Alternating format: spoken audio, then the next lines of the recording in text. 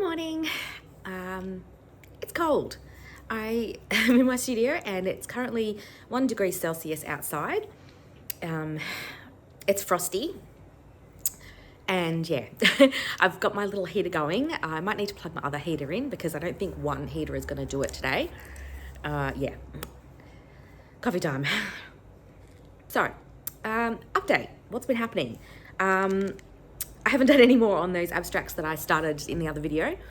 I'm actually wanting to change direction on a few of them because I'm starting a new series that I've been mulling over for, I don't know, a little over a week and a half now, I suppose.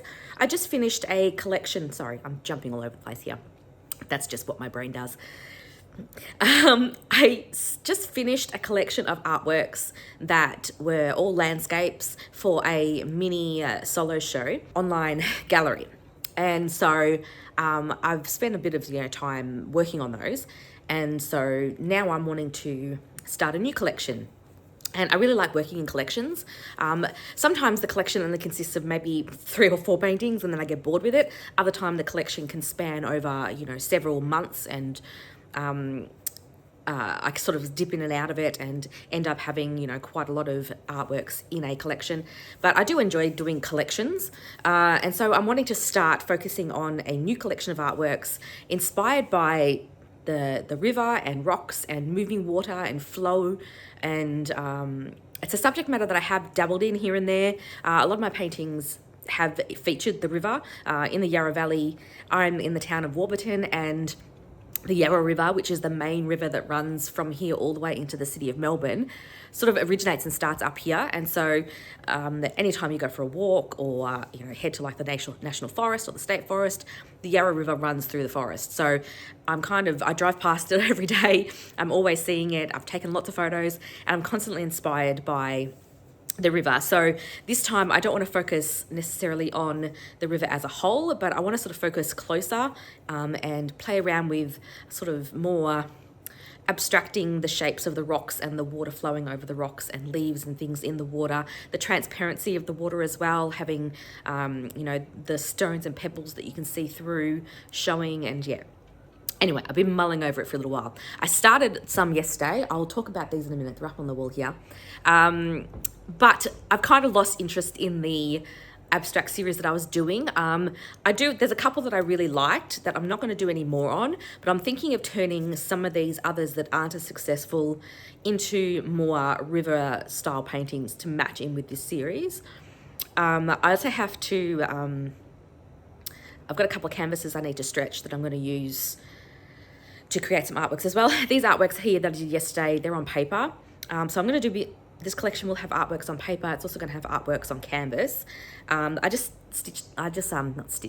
stuck the paper up on the wall the other day just because it was easy. And I find that when I'm trying to find out like how I'm going to do something and I'm working through the process side of things, I find working on paper a lot less restrictive. I don't know, it's like a mental thing where I feel as though paper is not as important as canvas, which is silly really, because the artwork is just as valuable. Even if you paint it on a ratty piece of cardboard, it still has value. But for some reason, that mental trip of if I paint on canvas, it's special versus paper is just paper. That still goes through my mind. And so I find that when I'm exploring new ideas and trying to free myself up and go in a new direction or start a new series or focus on a new subject matter, bringing out paper and painting on paper, I feel a lot less restricted mentally and I can just have a play because I don't know, it seems not as serious, I don't know, which is silly, I know. But I do have some canvases that I am going to stretch and paint on. I'm not sure if I'll get that done today, but yeah, that's sort of the plan. I've been doing a little bit more that plein air painting as well. I'm going to show a couple of the ones that I've done recently. I'm not particularly happy with any of them, but I am seeing progress and I'm recognizing a few things that I'm doing that I think the reason why I'm not happy with the paintings is because of the thing that I'm doing. And I sort of became conscious of it when I was painting the other day. And I finished painting, I looked at my paintings and I thought, why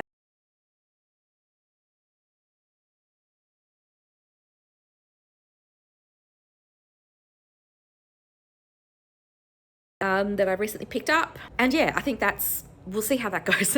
Hopefully, yeah, that doesn't take too long to talk about. So the first thing I'm going to do actually is I might talk about the plein air paintings. So I'm going to go and grab those. Here are a few paintings. So these two are still wet. So I might balance that one there for now and talk about these two first, because these are the ones I did first. So these are water-soluble oil on board. And I did these, let me think, maybe a week ago. It was a bit of a spontaneous decision. It was like, I think it was like 2:30 or 3 o'clock in the afternoon, and I decided I'm going to go paint out in the forest. So I didn't have a lot of time, and the light was already fading. This was the first one that I did, which at the time I wasn't happy with, but the more I look at it, the more I like it. So it's the water-soluble oil again, and this was about, I think I spent no more than 45 minutes. I am planning on coming back into this. Now that it's dry, I can kind of rework it, because there's a few bits and pieces that got a bit dinged up in transport. And I want to play around with some of the colours in the background to push it back a little bit more. And then once I finished this one, I then moved to a slightly different location and painted this one. Again, no more than maybe half an hour. By this stage, the light was definitely fading by this stage, but I really wanted to capture the blueness of all of the trees and bushes and shrubs in the background and this warm foreground area. And so I think I was kind of successful with that. On the weekend, so on it was Sunday actually, again, I kind of spontaneously decided to head down to a local area and do some painting. So I'm just going to move these. So these are still a little bit tacky. So this first one here, this was the first one that I did.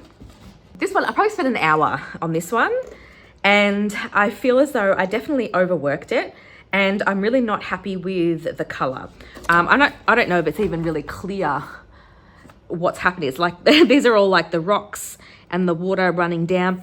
I kind of struggled with the perspective from where I was standing. Like now looking at this now, there's no distance in this at all. So I really should have made these rocks here much larger because they're in the foreground, and then gotten deliberately smaller as I went, and that would have helped the perspective a little bit. So, it's a lot of these colors as well are quite dull. And I'll talk about that, why I think my issue that I'm having is in a minute. But this was another one. This one didn't really have time to finish. Again, the light started really disappearing, and I had to kind of be back home again to go down to the shops and do some other things. So it's not finished. And again, I wasn't really happy with my colors in here. So what I'm going to talk about now is the revelations that I've had whilst doing these paintings. I can probably just rest it like that. It's not too bad. So the revelation that I had while doing this painting. And in hindsight, it really seems very simple, but for some reason my brain just hasn't clicked until this point. So normally when I paint, I obviously paint with acrylic paint, but that's irrelevant. Normally when I paint, I work with a very limited palette. Usually no more than 3, sometimes 4 colors, plus white. And I mix everything from that limited palette. And the colors that I use are usually quite vibrant colors. I use a lot of phthalo blue, I use a lot of magenta, I use a lot of cadmium yellow. They're very vibrant colors. Now, for some reason, I don't know why I've been doing this, but for some reason, when I'm painting plein air, I am loading my palette up with so many colors that it's ridiculous. I have colors that I don't normally use, like burnt sienna and raw umber and yellow ochre. I don't use those colors very often. I also have like ultramarine, which I don't use very often. And I'm watching a lot of other plein air painters, and they have like all these sort of colors in their palettes. So I was just kind of going, oh, okay, I'll get those colors. But I don't understand why I was doing that, because that's not how I paint. I don't paint with those colors. I paint with very saturated, usually quite cool colors, and a very limited palette with like maybe 2 or 3 colors in it. And for some reason, when I get outside and start painting out of my studio and out of my comfort zone, my brain just forgets everything that I know about painting and color theory. And then I get really frustrated at myself because I'll come back after doing this painting session and I'll think, gosh, everything, the elements are all here, but the color is just wrong. Like, it's so flat. There's no, there's no dimension in any of it. There's hardly any contrast. There's a lot of grays and natural colors. I'm just like, I'm not happy with it. And same with this one here. It's just, there's a lot of different varieties of colors in here, but it's just not me. It's not my color palette. And I kind of had that epiphany of realizing, well, you're not using your colors. You're trying to mix, all these colors that you're seeing in life, but that's not usually what I do. And so because of that, I'm getting frustrated with myself and coming out with these paintings that are quite dull in comparison to what I normally paint. And so I realized that I need to alter my palette. I need to go back to what I know and stop trying to be what I'm not. So the next time I go out plein air painting, I'm going to totally scrape out all the paints that I have in my palette at the moment. And I'm going back to just my basic phthalo blue, magenta, cadmium yellow, and white. And I'm going to just use those and I'm going to see what happens. So as a quick example, this is what I painted. This is still water-soluble oil, so it's the same paints as the other ones, but I painted this in the studio with a reference photo. And you can see the difference in vibrancy between, when you lay these together, the difference in saturation and vibrancy between these two. This was plein air and this was in my studio. Because I'm in my studio and I'm separated from the location, suddenly I have to use my imagination more. And so I then start coming up with more vibrant colors and I start, being more comfortable pushing the values and pushing the saturation because I don't have this physically in front of me. I'm working from a reference photo. Whereas when I'm actually on location, I'm so distracted by the colors that I see in front of me and trying to match the colors I see in front of me that everything ends up so dull and lifeless. So I want more of this and less of this. And I think the only way that that's going to happen is if I take all of these neutral colors out of my palette. No more burnt sienna, no more yellow ochre, no more ultramarine, because those colors are just graying everything out. Every time I use them, it's becoming gray and neutral colors. And I want this. I want saturation, I want vibrancy, and so the only way to get that is to take away all those colors, because then I'm not tempted to use them. To make, dark colors, I'll be forced to use, the phthalo and the magenta. To make a neutral color, I'll be forced to put a bit of, the opposite into it, and really coming back to the basics of color mixing. So that's my epiphany. That's what I've, through the process of working on, plein air a few different times now, I think I've finally cracked the problem that I'm having. And because it's not a technical painting issue that I'm having, it's an issue with the color. This is actually quite a nice painting. I don't mind this one, but it's just not it just doesn't feel like me. It doesn't feel like I painted it. This feels like I painted this because of the colors that are happening in here. Whereas this has, there's not enough vibrancy in that for my taste. And so, yeah, it feels like two different.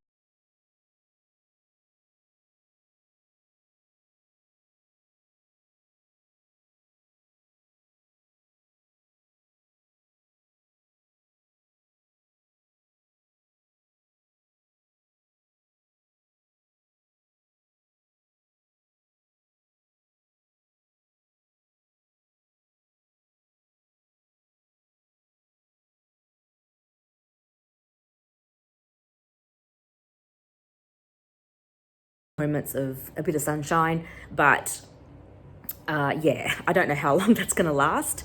In the Yarra Valley where I am, we do get, because again, we're in a valley, and so when that drizzly weather sets in, it tends to hang around for quite a while and gets trapped in the valley and gets trapped by all the surrounding hills.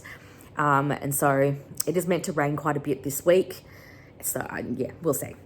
But the next thing I wanted to talk about was the books that I have. That's right. I've purchased recently 2 books. It's a bit of a funny story about one of them. So I have these two books here that I'm going to talk about. I think, again, it's going to be easier to spin the camera around and lay these down so I can flip and talk. And so I'll do that first. I've recently added these two books to my collection of art books. This first one, I've been trying to get my hands on one of these catalogues for quite some time. This is a catalogue by an artist. He's a Scottish artist. His name is Duncan Shanks. And he's probably one of the favourite artists that I've stumbled across in the last few years. He's a contemporary artist, so he's still creating artwork now and doing shows. He is Scottish, and he does a lot of his artworks and exhibitions happen at the Scottish Gallery. And what they do is every time he has an exhibition, they'll produce one of these catalogues. And so this is the most recent one, and I really wish I could get my hand on some of the older catalogues, but they're not printing them anymore. Once they sort of do their run, they then let them go. But you can see them. There's copies of them online, and I'll pop a link to where you can find them online to look through if you're interested. But I managed to get my hand on an actual copy. So this is actually from a recent exhibition that he did. So this was September, October last year. And what it is, it's actually an exhibition that he did together with his wife, Una. So they're both artists, and they've both been, it's called Painters in Parallel. And so they've both been artists and creating it together and separately for, the whole time they've been married, which is quite some time. Let me just have a bit of a look at, there's a bit of a write-up about it. So yeah, they met in the 1950s. Yes, they met in the 1950s, and they've been together ever since, really. And so they moved to Daving Hill House in Crossford in Scotland. And yeah, they've just been living there and painting together. And this is a self-portrait that Duncan has done with him and his wife. Trying to get the reflection happening there. Isn't that like the cutest thing ever, with like little dog? So this is a catalogue of the show that they did recently together. So here they are in their little greenhouse. So this is the first couple of pages are Una's work. Like, this is ink and watercolor. Just so beautiful, like so detailed and intricate. I wasn't familiar with her work. I was actually getting this for Duncan's artworks, but hers are also just beautiful. Like this one, like, look at how delicate that is. Again, that's ink and watercolor. But let me just flip through to Duncan's work. So again, this collection of artworks has artworks ranging from like the 80s, the 60s, like a whole range of his artworks, a collection of art spanning like many, many years. And his style sort of changes a little bit here and there, but I really just love the way that he expresses himself. So this is acrylic on paper, and he has a lot of he uses a lot of drawn elements in his work. So even though it's a painting, it almost looks like a sketch. So these are paintings. This is a 1965, some still life. These are what I came across on Pinterest originally, this style of work here, which is acrylic on paper. But again, you can see that it's very illustrative, and it's almost like he's drawn it with, pencils and charcoal and stuff, but he's also layered acrylic on it as well. And just the looseness, but also the detail. It's kind of that in between of like, it's very, if you can kind of see how loose his mark making is, but the detail is there as well. He's also very inspired by his surroundings. Almost all of his paintings are created based on where he lives and like areas where he's sort of been around his whole life. So this is mixed media. This was 1987.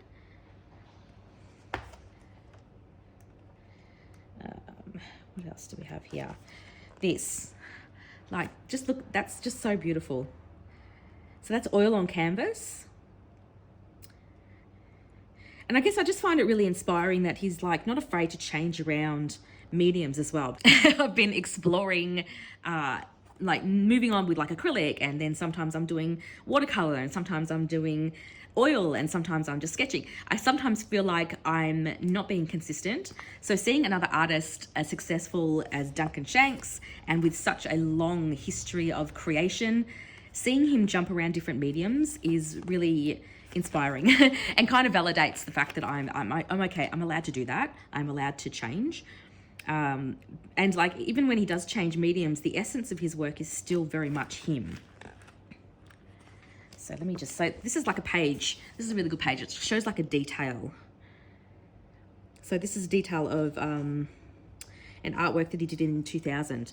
So just look at, sorry, I'm trying not to get the shine. The color and the mark making and the expression and the detail, but also not detail. It's really, really good. Anyway, if you haven't heard of him, and if you haven't seen any of his work, this is him in his little greenhouse. Look him up. A lot of his stuff is on Pinterest and online, and I'll link down below the catalogs, other catalogs that you can view online. Definitely worth having a look at. So the other book that I purchased, this is a bit of a funny story. I've been trying to get my hand on this book here, which is Painted Gardens by Joaquin Sorolla. And I could only, I don't think it's in print anymore because I could only find it on Amazon. And so I just ordered it on Amazon, you know, not really thinking too much about it. It took, for a start, over a month to get delivered. But I kind of thought it was lost in the mail at one point because the tracking hadn't moved for about 2 weeks from when it had been initially shipped. So I was kind of, you know, thinking, oh, okay, it's never going to come. But then it turned up in the mail. And when it turned up, it didn't have its dust jacket on it. And I thought, that's weird. And then I flipped it over and realized that it's actually a used book. I thought I was buying a brand new version. I didn't realize it was used. And I thought, oh, that's a bit disappointing. I should have, you know. And I looked back at the listing as well, and nowhere on the listing where I purchased it did it say it would be a used copy. So I was like, oh, okay then. It's a bit of a shame, but oh well. Anyway, since finding out that it's used, I actually really love this book now. I'm actually glad that it's used.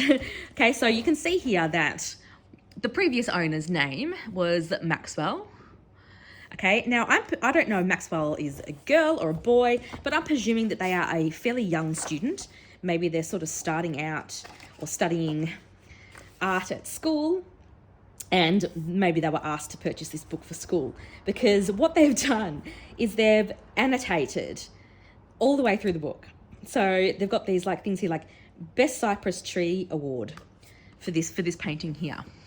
Maxwell has declared this is the best cypress tree. Every now and then there's these little annotations about, you know, what Maxwell thinks. You know, there's a little list here of the colours that they can see in this painting. Got yellow, yellow, green, green, blue, violet, salmon pink. Quite often they'll state that things are pretty.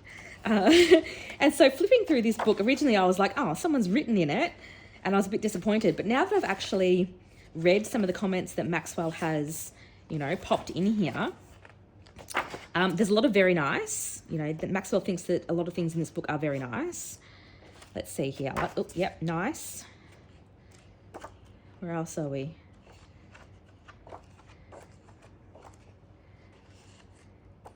Oh, very full dark photo. Come on, Maxwell. Oh, there we go. Yep, nice.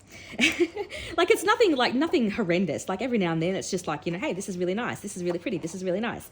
And so I actually like the fact that they've come in and imprinted their opinion on here.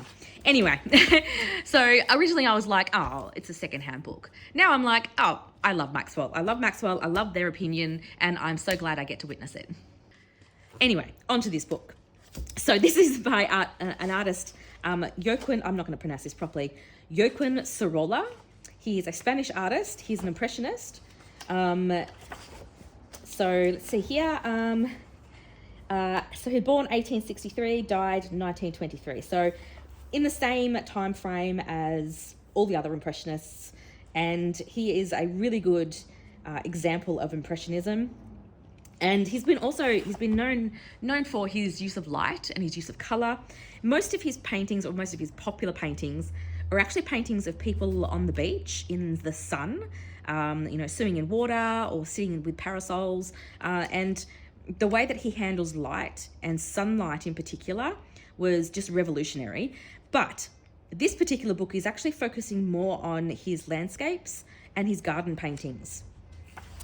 And, I'm not going to go through all of that rigmarole, but let's get to some of the plates, hang on. He was a master of light. And this is a really good example here.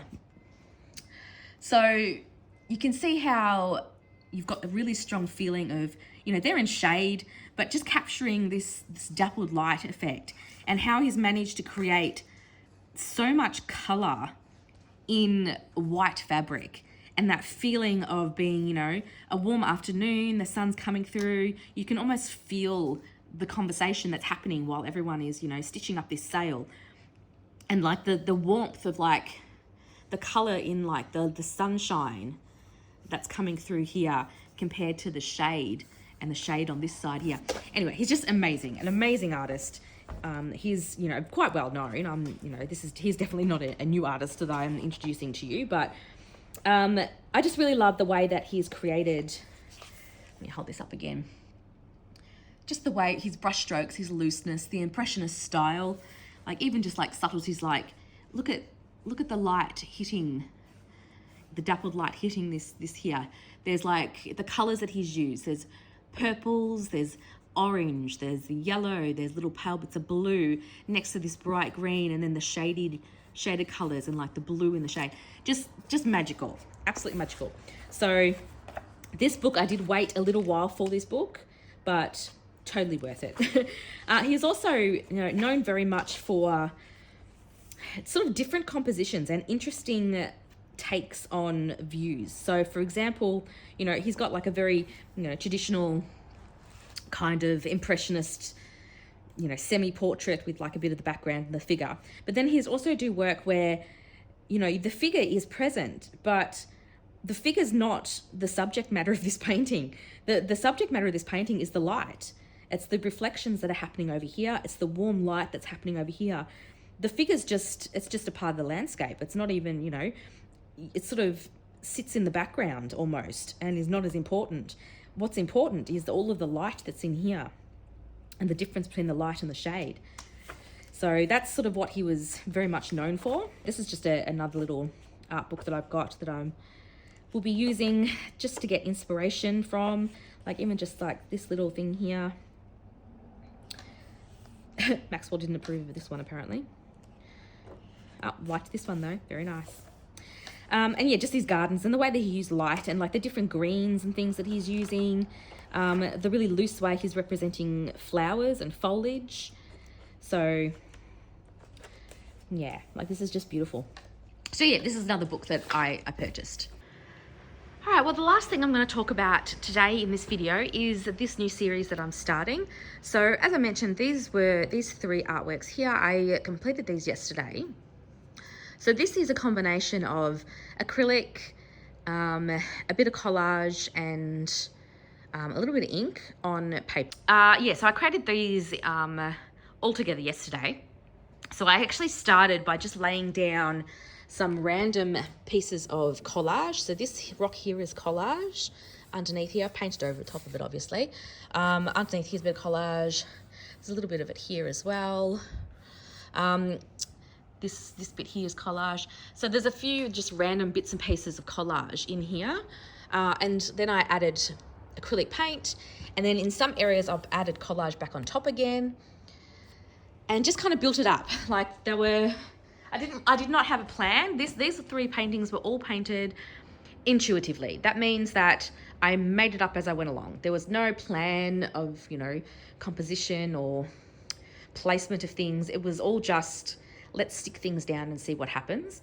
I knew obviously that I wanted them to have rocks and rivers and like the water running down, the stream running down, but I didn't sketch these out or plan them at all. So the layering of the collage elements was all done with this tissue paper that was created on gel press. The jelly press, whatever, however you want to call it. All these different patterns and things.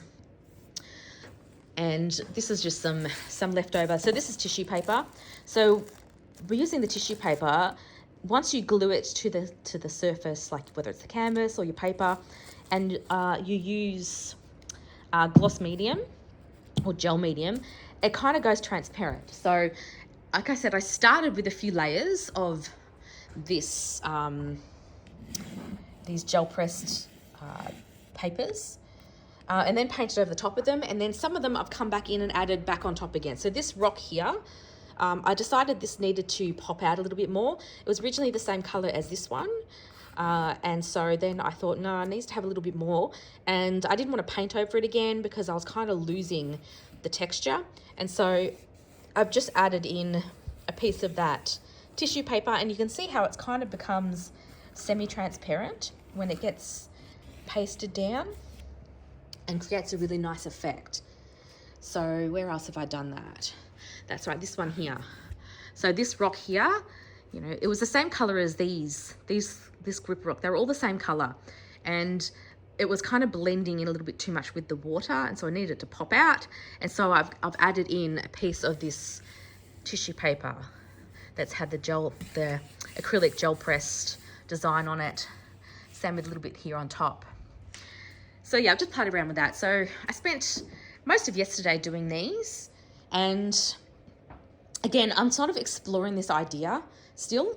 I'm not quite sure whether I like these colors. I think I'm going to keep these as they are. I like these as a series, but the next one that I do, I think I'm going to slightly change the colors to be a little bit more of a contrast between the orange and the bluey tones.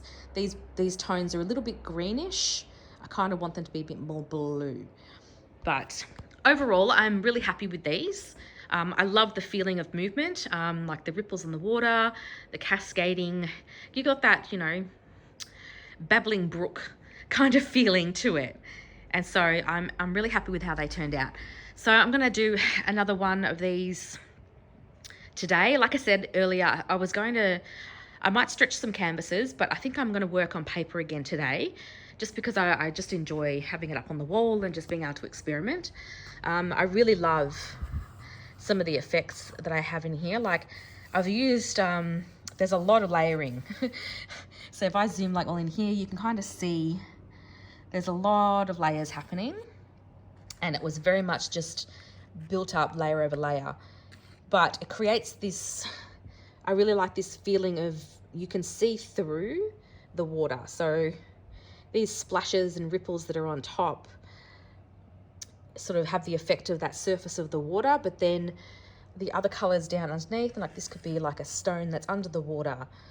This could be a stone under the water, and it gets that dimension and the depth happening, which I'm really happy with. I'm just not 100% sold on the colors. I think the colors need a bit of tweaking in the next painting. So I might just change up. I think I was using, the blue that I was using to mix these greens was, let me see what box that, here it is. I can never pronounce this. Can't focus. Anthraquinone blue, which is, it's a fairly warmish blue. It's a very navy blue. And so the greens and the colors in this are quite gray, which works really well for the rocks. So that's the same colors I've used in the rocks and to make the greens of the water. Because I want to sort of play around with different colors other than phthalo blue, because I put phthalo blue in everything, because I love it. But yeah, these have come out a little bit too greenish. I'm not sure, but I do like the contrast with the orange, because I mean the water in the river, it's brown, it's very tannin water because it gets stained by all the gum leaves that drop into it. So it is this color of water. But I think some of these greens, I need to make a bit more of a blue tone to kind of make it appear as though it's reflecting from the sky. But yeah, anyway, enough rambling. Yeah, that's what I did yesterday. So now, hang on, let me flip the camera around. So now I'm going to stretch those canvases just to get them out of the way so that if I feel like painting on them later on, I can.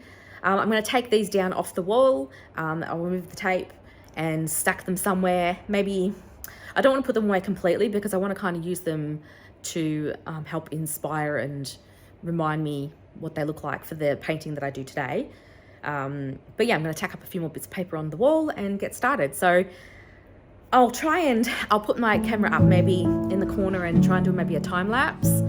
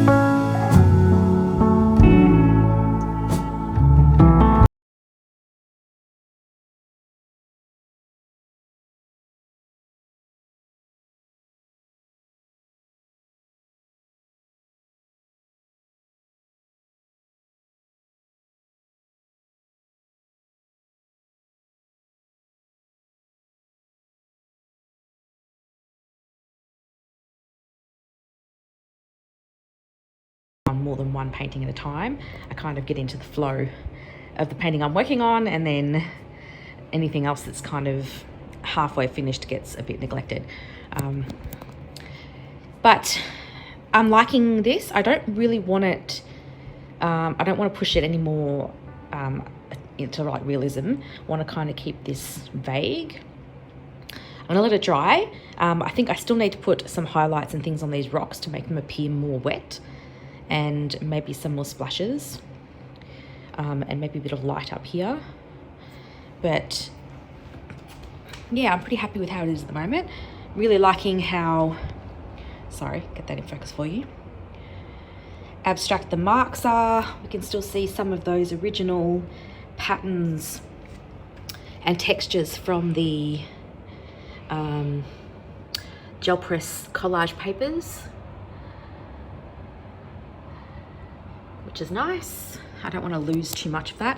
I may come in and add a few collage pieces on top of some of these rocks as well, but we'll see how we go. Yeah, anyway, it's getting late in the afternoon here. I'm gonna have to wrap up in a minute and head off to do mum stuff, like picking up kids from buses and work and doing shops. So this one I'll probably work on tomorrow, I guess. But yeah, I'm pretty happy with how this one's coming out. I think it ties in well with the ones that I already did. I have gotten the colours, I'm not happy with the colours. This colour palette with more of the greens and the lighter blue is nice. It's kind of fresher, I suppose. But yeah, anyway, I hope you enjoyed watching some of my process. And if I do update or get this finished, I will pop a finished picture up. So yeah, bye.